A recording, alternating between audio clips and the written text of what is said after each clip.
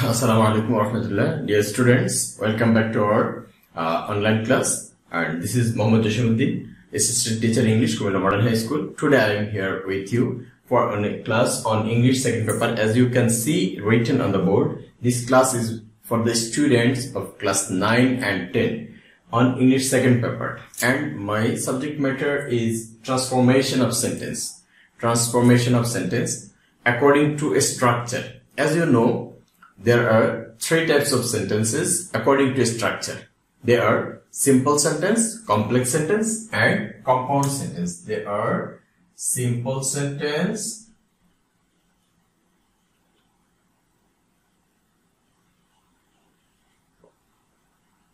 two complex sentence, and three compound sentence.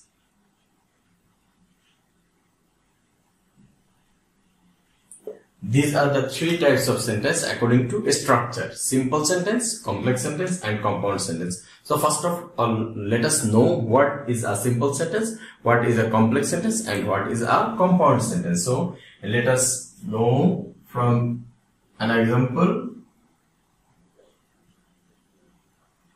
Entering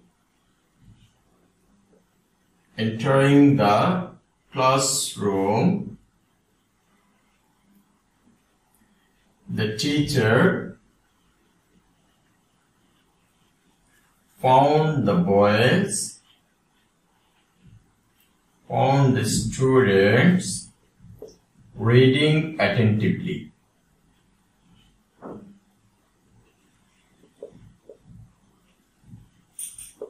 Okay, this is the sentence. Entering the classroom, the teacher found the students reading attentively. And another sentence.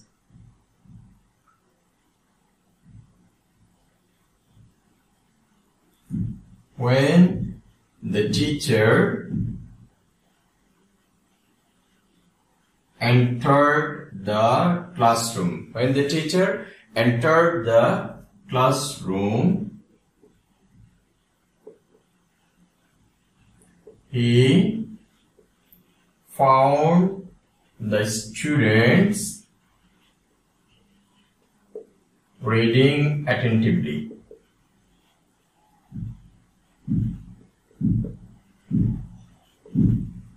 Another one. When the teacher entered the classroom, he found the students reading attentively. And we can say this sentence in another way. The teacher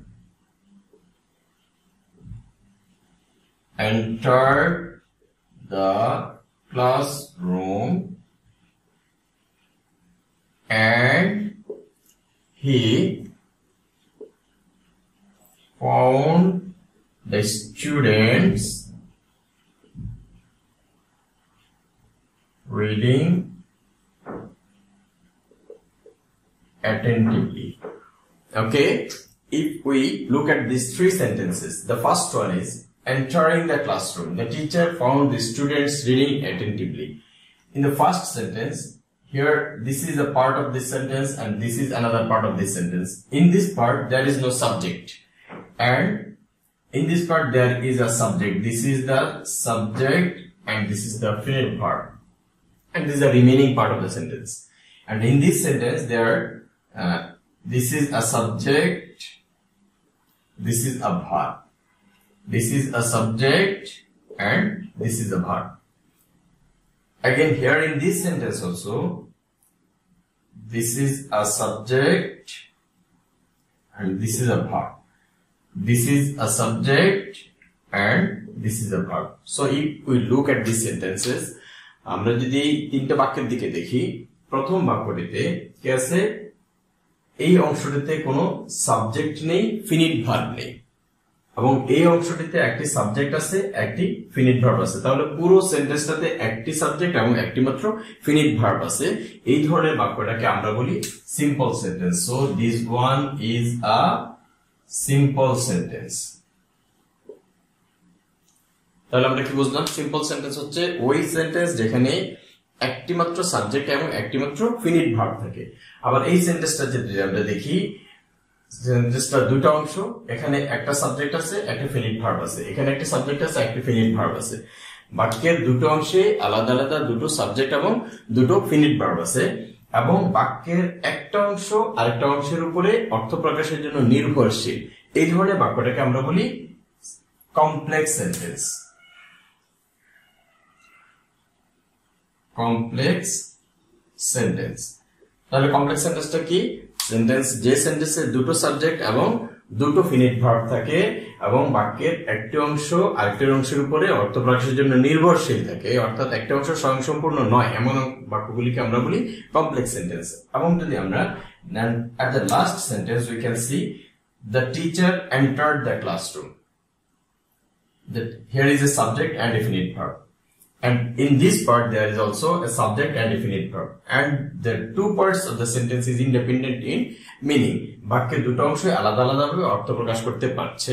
এই ধরনের সেন্টেন্সগুলিকে, এখানে একটা subject এবং finite verb আছে, এখানে subject এবং finite verb আছে, দুটো অংশ আলাদা আলাদা ভাবে অর্থ প্রকাশ করতে পারছে, এই অংশগুলিকে আমরা বলি, এই ধরনের সেন্টেন্সগুলিকে আমরা বলি কম্পাউন্ড সেন্টেন্স। অন্যভাবে যদি আমরা বলি তাহলে এটা হচ্ছে আমাদের কম্পাউন্ড সেন্টেন্স।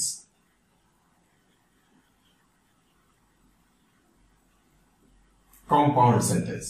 তাহলে আমরা তিন ধরনের বাক্য দেখলাম। গঠন ভেদে বাক্য তিন প্রকার, সেটা হচ্ছে simple sentence, complex sentence and compound sentence. তাহলে আমরা সিম্পল সেন্টেন্সটা কি দেখলাম? এখানে যে সেন্টেন্সে একটি সাবজেক্ট এবং একটি ফিনিট ভার্ব আছে সেটা একটা সিম্পল সেন্টেন্স। যে সেন্টেন্সে যে দুটি সাবজেক্ট এবং কমপক্ষে দুটো সাবজেক্ট এবং দুটো ফিনিট ভার্ব আছে, বাক্যের একটা অংশ আরেকটা অংশ অর্থ প্রকাশের জন্য নির্ভরশীল, সেটা একটা কমপ্লেক্স সেন্টেন্স। এবং যে সেন্টেন্সটাতে দুটো সাবজেক্ট এবং দুটো ফিনিট ভার্ব আছে এবং বাক্যের দুটো অংশে আলাদা আলাদা ভাবে অর্থ প্রকাশ করতে পারে, সেটা হচ্ছে কম্পাউন্ড সেন্টেন্স। অন্যভাবে যদি আমরা বলি, যেখানে এই যে বাক্যের এটা অংশ, যেখানে একটা সাবজেক্ট আছে একটা ফিনিট ভার্ব আছে, এই ধরনের অংশগুলিকে বলে একটা ক্লজ। ক্লজ মানে বাক্যাংশ। সেখানে যদি ক্লজ দেখি আমরা, যেখানে একটা মাত্র প্রিন্সিপাল ক্লজ আছে সেটা একটা সিম্পল সেন্টেন্স, যেখানে একটা প্রিন্সিপাল ক্লজ এবং একটা সাবঅর্ডিনেট ক্লজ আছে কমপক্ষে, সেটা হচ্ছে একটি কমপ্লেক্স সেন্টেন্স। এবং যে সেন্টেন্সে দুটো সাবজেক্ট, দুটো প্রিন্সিপাল ক্লজ কোনো কনজাংশন দ্বারা, যেমন এন্ড একটি কনজাংশন, এই এন্ড কনজাংশনটা হচ্ছে এটাকে দুটো প্রিন্সিপাল ক্লজকে যুক্ত করেছে, সেটা হচ্ছে কম্পাউন্ড সেন্টেন্স। তাহলে আমরা সিম্পল, কমপ্লেক্স এবং কম্পাউন্ড সেন্টেন্স চিনতে পারলাম। এখন আমাদেরকে জানতে হবে আমরা কিভাবে একটা সিম্পল সেন্টেন্স থেকে কমপ্লেক্স এবং কম্পাউন্ড সেন্টেন্সে ট্রান্সফর্ম করব। How to transform a sentence from a simple to complex and compound one. Okay, from this sentence we can see the differences between this sentences. প্রথম সেন্টেন্সটা আমরা দেখি, entering the classroom. Entering the classroom, verb plus ING দিয়ে সেন্টেন্সটি শুরু হয়েছে, ইং দিয়ে, অথবা আমরা বলতে পারি সহজে মনে রাখার জন্য ইং ভার্ব দিয়ে সেন্টেন্সটি শুরু হয়েছে। এই সেন্টেন্সটিকে আমরা কমপ্লেক্স করতে হলে কিভাবে করেছি? when the teacher entered the classroom, that is the sentence simple sentence, complex and compound.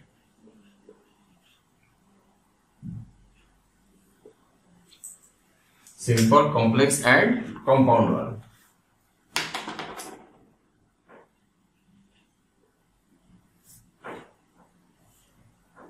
আমরা জাস্ট সিম্বল গুলি মনে রাখি, verb plus ING, that is ing verb দিয়ে সিম্পল সেন্টেন্সটি শুরু হয়েছে। এটাকে আমরা কমপ্লেক্স করতে হলে কি দিয়ে করেছি? সেন্টেন্সটা শুরুতে হোয়েন বসেছে, when plus subject plus verb. তাহলে কি দিয়ে করব? সেন্টেন্সের শুরুতে হোয়েন হতে পারে, এখানে অ্যাজ হতে পারে, সিন্স হতে পারে। কখন কি ব্যবহার করব? যদি সেন্টেন্সটাতে কোনো ঘটনার কারণ প্রকাশ পায়, সেক্ষেত্রে আমরা সিন্স বা অ্যাজ ব্যবহার করব। আর যদি সেন্টেন্সটাতে কোনো ঘটনার সময় প্রকাশ পায়, সেক্ষেত্রে আমরা সেন্টেন্সটিতে হোয়েন ব্যবহার করব। তাহলে কি হচ্ছে? আমরা সেন্টেন্সের শুরুতেই অ্যাজ বা হোয়েন বসালাম, এখানে হোয়েন বসছে যেহেতু এই সেন্টেন্সটা দিয়ে ঘটনার সময় প্রকাশ করে, যে শিক্ষক যখন শ্রেণীকক্ষে প্রবেশ করলেন তিনি দেখলেন শিক্ষার্থীরা মনোযোগ দিয়ে পড়ছে, তাহলে সময় প্রকাশ করে, এই জন্য আমরা এখানে হোয়েন বসালাম। প্লাস কি বসছে? সাবজেক্ট বসলো প্লাস ভার্ব ফর্ম। এখানে ভার্ব ফর্মটা আমরা কিভাবে লিখবো? ভার্ব ফর্মটা হচ্ছে on the basis of the tense of principal class. Principal ক্লাসটা টেন্সটা কোন টেন্সে আছে ভার্বটা, সেইটি দেখে আমরা ভার্ব ফর্মটা বসাবো। তাহলে এখানে the teacher found the students reading attentively. Found, this is the past form, so this is in past tense. এই কারণে আমরা এখানে the teacher entered, entering উঠিয়ে entered বসিয়েছি। এবং in remaining clause you can see no difference, এখানে দেখবা যে পরের ক্লাসটাতে কোনো পরিবর্তন নেই। তাহলে আমরা শুধু এই অংশটাতে পরিবর্তন করেছি, কি বলেছি, as বা when বসিয়েছে, সাবজেক্ট ভার্ব, এরপরে বাকি অংশ, এবং দ্বিতীয় ক্লাসটা যেভাবে আছে এভাবে বসে গেল। And the last one, how to make it compound one. আমরা দেখবো কম্পাউন্ডটা কিভাবে হয়েছে। এখানে when ছিল, সেখানে whenটা নেই। এখানে একটা কমা ছিল, কমাটার জায়গায় and বসেছে। তাহলে আমরা ডিফারেন্সটা দেখি। যদি এরকম থাকে, এই ওই সেন্সটা আমরা কম্পাউন্ড থেকে যদি কমপ্লেক্স থেকে যদি কম্পাউন্ড করি, তাহলে আমরা কি করব, সেক্ষেত্রে as বা when যুক্ত, since as when যুক্ত কোনো কমপ্লেক্স সেন্টেন্সকে কম্পাউন্ড করতে হলে আমরা ডিফারেন্সটা দেখতে পাচ্ছি। এখানে একটা when ছিল, সেই whenটা এখানে নেই, এখানে and যুক্ত হয়েছে। তাহলে আমরা কি করব, সাবজেক্ট বসবো, subject verb, subject plus verb plus বাকি অংশ, এবং কমার জায়গায় আমরা and বসিয়ে করব। এটুকু আমরা মনে রাখবো, and দিয়ে সেটাকে কম্পাউন্ড করব। ভেরি সিম্পলি আমরা মনে রাখতে পারি, ইন যুক্ত ভার্ব থাকলে এটাকে as বা when দিয়ে করব, সাবজেক্ট প্লাস ভার্ব এবং and দিয়ে কম্পাউন্ড করব। তাহলে এটা হচ্ছে আমাদের সিম্পল থেকে কমপ্লেক্স পার্টিসিপাল ভার্ব দিয়ে শুরু হওয়া বা ইন ভার্ব দিয়ে শুরু হওয়া কোন সেন্টেন্সকে আমরা কমপ্লেক্স এবং কম্পাউন্ড করতে হলে এইভাবে করব। এরকম আমরা আরো দুই একটি উদাহরণ দেখতে পাই।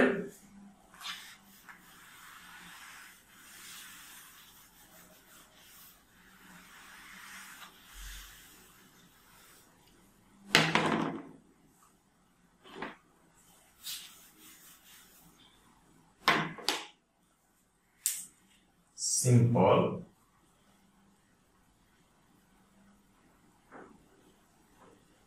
the water being very cold, I could not drink it. The water being very cold, I could not drink it. And there may be another sentence, having finished my duty, I went back home.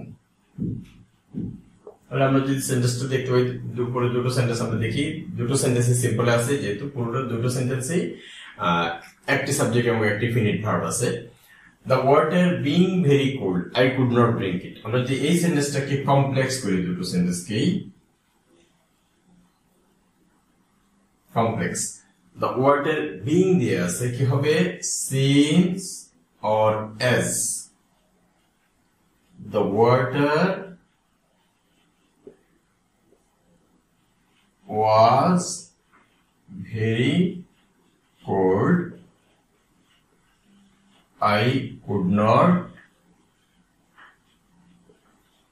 drink it. The water, as the water was very cold, I could not drink it. তাহলে কি হচ্ছে, আমরা পরিবর্তনটা কি করেছি, এখানে সেন্টেন্সের শুরুতে সিন্স বা as বসিয়েছি। কেন বসিয়েছি, এখানে আমাদের সেন্টেন্সটা being দিয়ে শুরু হয়েছে। তাহলে এখানে কি ছিল, আমরা দেখবো যে being or subject plus being। এখানে হচ্ছে আমাদের শুধু সাবজেক্ট প্লাস being আছে। কখন থাকবে, যদি দুটো সেন্টেন্সে দুটো ভিন্ন ভিন্ন সাবজেক্ট থাকে, তখন প্রথমটা সাবজেক্ট প্লাস being হতে পারে। আর যদি দুটো অংশে একই সাবজেক্ট হয়, তখন আমরা শুধু being দিয়ে সেন্টেন্সটা দেখতে পাবো। সেই ক্ষেত্রে আমরা being উঠিয়ে being যুক্ত সেন্টেন্সটাকে আমরা কিভাবে করব, as বা when বসবে plus subject plus to be verb. তাহলে কি হচ্ছে, as the water, subject, this is subject and this is verb to be verb, and in remaining part there is no change, I could not drink it. And if we make it compound one,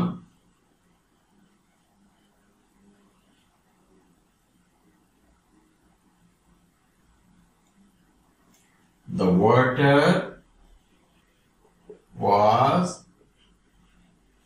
very cold and or so হতে পারে, I could not drink it. As the water was very cold, subject, verb and so. তাহলে আমরা দেখতে পাচ্ছি এখানে পরিবর্তনটা কি হলো, এটাকে আমরা যে কম্পাউন্ড করতে যাই, কমপ্লেক্স থেকে কম্পাউন্ড করতে হলে as বা since উঠে গিয়ে কমার জায়গায় and বা so বসেছে এবং বাকি অংশের কোনো পরিবর্তন নেই। প্রথম অংশের সাবজেক্ট ভার্ব যা ছিল, দ্বিতীয় অংশের সাবজেক্ট ভার্ব যা ছিল তাই আছে এবং বাকিগুলিতে আর কোনো পরিবর্তন নেই। তাহলে সিম্পল থেকে যদি আমরা দেখি তাহলে বিং যুক্ত সেন্টেন্স কে আমরা করতে হলে কিভাবে করব, সেন্টেন্সের শুরুতে সাবজেক্ট বসবে, বিং উঠে গিয়ে টু বি ভার্ব বসবে এবং বাকি অংশ যা আছে তা বসবে, কমা পূর্ব পর্যন্ত বসবে, কমা উঠে গিয়ে সেখানে এন্ড বসবে অথবা সো বসবে, এরপরে বাকি অংশ যেভাবে সেভাবে বসে যাবে। এরপরে আসো আমরা পরের সেন্টেন্স 2 নম্বর সেন্টেন্সটাকে এটাকে যদি আমরা দেখি, এটাকে আমরা কমপ্লেক্স করি কিভাবে হয়। Having finished my duty I went back home. Having finished my duty I went back home লিখে হচ্ছে সেন্টেন্সের শুরুতে অ্যাজ বা হোয়েন বসবে। এখানে সেন্টেন্সটাতে যেহেতু সময় এবং কারণ দুটোই বুঝে আমরা যে কোনো একটা ব্যবহার করতে পারি।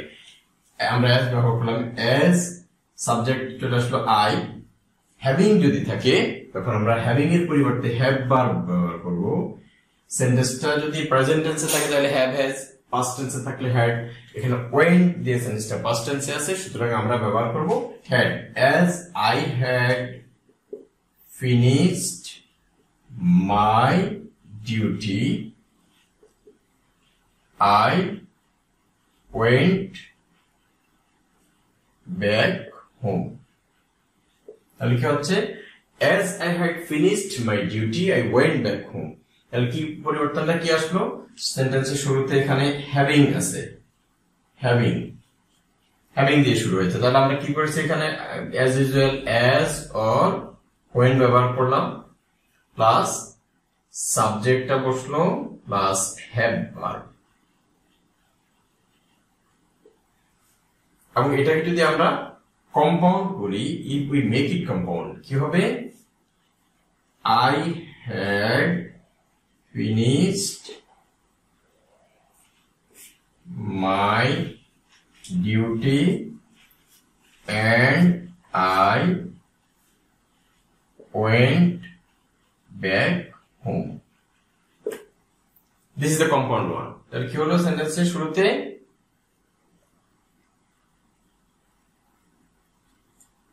as I had finished my duty and I went back home। I had finished my duty and দিয়ে পড়লাম। তাহলে কি হচ্ছে, ইং বিং আমরা যেভাবে মনে রাখি, ইং বিং হ্যাভিং দিয়ে থাকলে এগুলোকে আমরা as বা when দিয়ে কমপ্লেক্স করব এবং and দিয়ে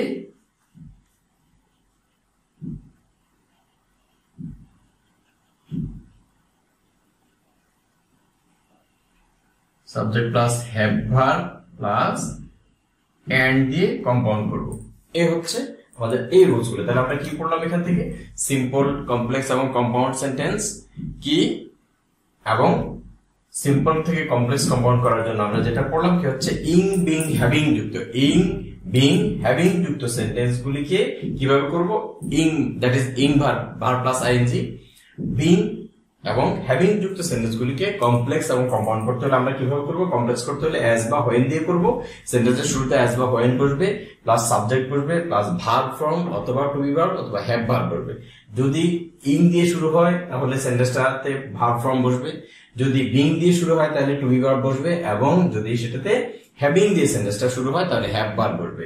এবং এরপরে কম্পাউন্ড করতে হলে আমরা এগুলিকে কিভাবে করব, শুরুতে সাবজেক্ট বসাবো প্লাস ভার্ব ফর্ম অথবা টু বি ভার্ব অথবা হ্যাভ ভার্ব। যদি ইং দিয়ে থাকে, ইং ভার্ব থাকে, পার্টিসিপল ভার্ব থাকে, সেক্ষেত্রে আমরা ভার্ব ফর্মটা ব্যবহার করব। যদি সেন্টেন্সটাতে বিং থাকে তাহলে টু বি ভার্ব ব্যবহার করব, এবং যদি সেন্টেন্সটাতে হ্যাভ ভার্ব থাকে, হ্যাভিং থাকে, তাহলে আমরা হ্যাভ ভার্ব ব্যবহার করব, that is have, has or had. Present টেন্সে হ্যাভ বা হ্যাজ ব্যবহার করব, পাস্ট টেন্সে হ্যাড ব্যবহার করব, এবং দুটো সেন্টেন্সের মাঝখানে কনজাংশন হিসেবে আমরা এন্ড ব্যবহার করব, এন্ড। এবং সেন্টেন্স সকল ক্ষেত্রেই প্রিন্সিপাল ক্লজটাতে, বাক্যের মূল অংশে কোনো পরিবর্তন হচ্ছে না।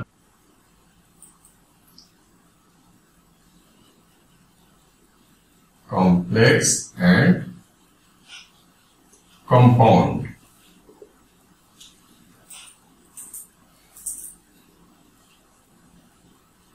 In spite of his trying hard, In spite of his trying hard, he could not do the work. This is a simple one. In spite of his trying hard, he could not do the work. And if we make it complex, what may it be? Though or although, though he tried hard, he could not do the work. And compound one, he tried hard, yet or but he could not do the work. তাহলে সেন্টেন্সটা কি হলো? সেন্টেন্সটা শুরু হলো, আমরা দেখলাম সিম্পলে ছিল এটা ইন স্পাইট অফ, অথবা এই ক্ষেত্রে আবার ব্যবহৃত হতে পারে ডিসপাইট। তাহলে in spite of or despite যুক্ত সেন্টেন্স যদি আমরা কমপ্লেক্স করতে হলে কি দিয়ে শুরু করেছি? সেন্টেন্সটি শুরু হয়েছে দো অর অলদো দিয়ে। দো অর অলদো দুটো similar meaning, you can use either the two. এরপরে কি বসলো? প্লাস সাবজেক্ট প্লাস ভার্ব থেকে বাকি অংশ, এরপরে দ্বিতীয় অংশ। তাহলে প্রথম আমরা কিভাবে করলাম? In spite of or despite উঠিয়ে দিলাম, সেই জায়গায় দো অর অলদো যে কোনো একটা বসালাম। এরপরে হচ্ছে আমাদের এখানে সাবজেক্ট বসলো। সেন্টেন্সের সাবজেক্ট যদি এখানে না থাকে, আমরা পরের অংশ থেকে সাবজেক্টটা নিয়ে আসবো। এরপরে এখানে আমরা দেখবো ভার্বটা কি থাকে। এখানে থাকতে পারে পার্টিসিপল ভার্ব, থাকতে পারে বিং, থাকতে পারে হ্যাভিং, থাকতে পারে হোয়াটএভার ইট মে বি। আমরা এখানে যা থাকে সেই অনুসারে আমাদের ভার্ব বসাবো। যদি এখানে কোনো পার্টিসিপল ভার্ব থাকে, আমরা ওই ভার্বটাকে সঠিক ফর্মে বসাবো। যদি এখানে বিং থাকে, আমরা টু বি ভার্ব বসাবো, এবং যদি হ্যাভিং থাকে, হ্যাভ ভার্বটা বসাবো। এবং এরপরে ভার্বের পরে বাকি অংশ কমা পর্যন্ত যা আছে সেই অংশটা বসিয়ে গেল। এরপরে দ্বিতীয় অংশটা আমরা অ্যাজ ইট ইজ বসিয়ে দেবো। এবং এরপরে সেটাকে কম্পাউন্ড করতে হলে আমরা কি করেছি? সেন্টেন্সের শুরুতে সাবজেক্ট, ভার্ব, এরপরে বাকি অংশ, মাঝখানে বার্ড অর ইয়েট। তাহলে আমরা কি দিয়ে করেছি? কম্পাউন্ড করতে হলে এটাকে বার্ড অর ইয়েট দিয়ে কম্পাউন্ড করবো। দ্যাট ইজ সেন্টেন্সের শুরুতে সাবজেক্ট বসবে, ভার্ব বসবে প্রথম অংশে, সাবজেক্ট প্লাস ভার্ব প্লাস বাকি অংশ, এবং কমা উঠে গিয়ে কমার জায়গায় বার্ড অর ইয়েট বসাবো, এরপরে সাবজেক্ট ভার্ব থেকে বাকি অংশ। This is a compound one. আমরা মনে রাখবো in spite of or despite, দো, অলদো, বাট, এভাবে আমরা সহজে মনে রাখতে পারবো। আমরা যদি আরেকটি সেন্টেন্স দেখি,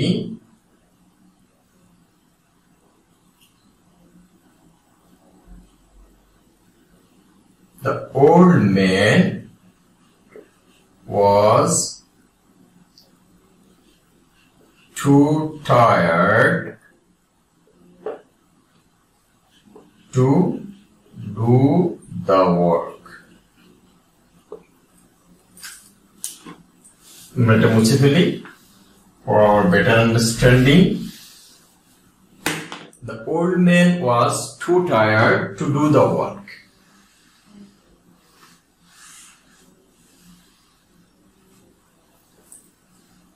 The old man was too tired to do the work. If we make it complex, this is the subject. The old man was too so tired that he could not do the work. Subject, verb, so that. এখানে কি ছিল? Two plus two, মাঝখানে একটা adjective or adverb থাকতে পারে। আমরা মনে রাখবো এখানে এভাবে সাবজেক্ট ভার্ব যা আছে তাই থাকবে, to plus adjective or adverb plus to, to plus to, এরকম যদি থাকে আমরা কি দিয়ে করেছি এটাকে? সাবজেক্ট ভার্ব সব ঠিক থাকবে, এরপরে প্রথম টু এর জায়গায় আমরা বসাবো so, plus adjective or adverb যা থাকে এরপরে আমরা দ্যাট বসাবো। প্লাস আমরা দেখি এখানে কি বসিয়েছে? Subject plus could not plus verb, ভার্বের আগে এইটুকু অংশ যোগ হয়েছে কিভাবে? That plus subject plus can not or would not plus verb থেকে বাকি অংশ। তাহলে আমরা কি করলাম, টু প্লাস অ্যাডজেক্টিভ আর অ্যাডভার্ব প্লাস টু থাকলে so plus that plus subject plus can not আর কুড নট প্লাস ভার্ব থেকে কমপ্লেক্স করব। এবং এটাকে আমরা কম্পাউন্ড করি, তাহলে কি হবে, the old man was very tired and he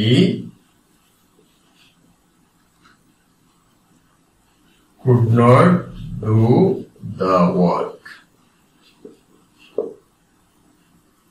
The old man was very tired and he could not do the work. তাহলে আমরা কি চেঞ্জটা দেখলাম, টু এর জায়গায় এখানে ভেরি এসেছে, পরের টুটার জায়গায় এন্ড এসেছে, subject plus could not plus verb থেকে বাকি অংশ।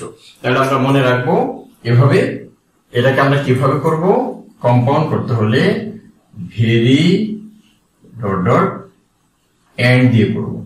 দ্যাট ইজ টু এর জায়গায় ভেরি বসাবো এবং পরে টুটার জায়গায় এন্ড বসাবো এবং পরে subject plus can not could not verb থেকে বাকি অংশ। এবং কমপ্লেক্স থেকে যদি আমরা কম্পাউন্ড করি তাহলে সো এর জায়গায় ভেরি বসাবো এবং দ্যাট এর জায়গায় এন্ড বসাবো, বাকি অংশ যেভাবে আছে এভাবেই বসে যাবে। এ হচ্ছে আমাদের to plus adjective plus to থাকতে কিভাবে কমপ্লেক্স এবং কম্পাউন্ড করব। And if we look at another sentence,